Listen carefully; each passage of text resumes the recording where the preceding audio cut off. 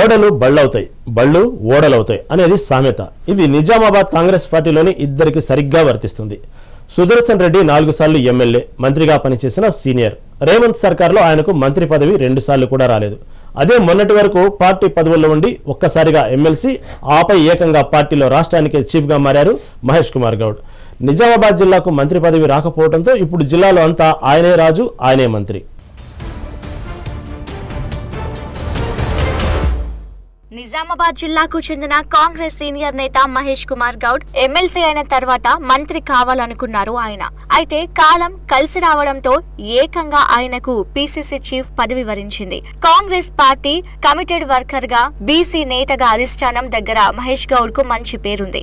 అందుకే ఆయన సీనియారిటీకి, సిన్సియారిటీకి సరైన సమయంలో అధిష్టానం గుర్తింపు ఇస్తూ వస్తోంది. గతంలో నిజామాబాద్ అర్బన్ సీటు నుంచి పోటీ చేసినా ఉపయోగం లేకుండా పోయింది. ఆ తర్వాత ఎమ్మెల్సీ దక్కించుకుని ఇందూరుపై పట్టు సాధిస్తున్న తరుణంలోనే మంత్రిగా కూడా ఛాన్స్ కోసం ప్రయత్నం చేశారు. కానీ అనూహ్యంగా అతనికి పీసీసీ చీఫ్ పగ్గాలు చేపట్టింది అధిష్టానం.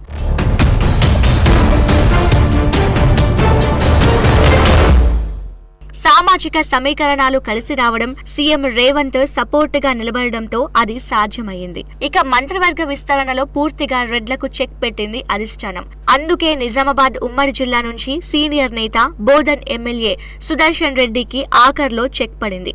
ఇది మహేష్ గౌడ్ కు కలిసొచ్చిందనే చెప్పాలి. పీసీసీ చీఫ్ అవ్వడంతో నిజామాబాద్ జిల్లాకు ఆయనే అనధికార మంత్రిగా చలామణి అవుతున్నారట. మరో విషయం ఏంటంటే అర్బన్ ఇన్ఛార్జ్ గా షబ్బీర్ అలీ, జిల్లా ఇన్ఛార్జ్ మంత్రిగా జూపల్లి కృష్ణారావు ఉన్నా వారు పూర్తి స్థాయిలో అందుబాటులో ఉండరు. ఇదంతా మహేష్ గౌడ్ కు కలిసొచ్చిందని జిల్లా ప్రజలు భావిస్తున్నారు.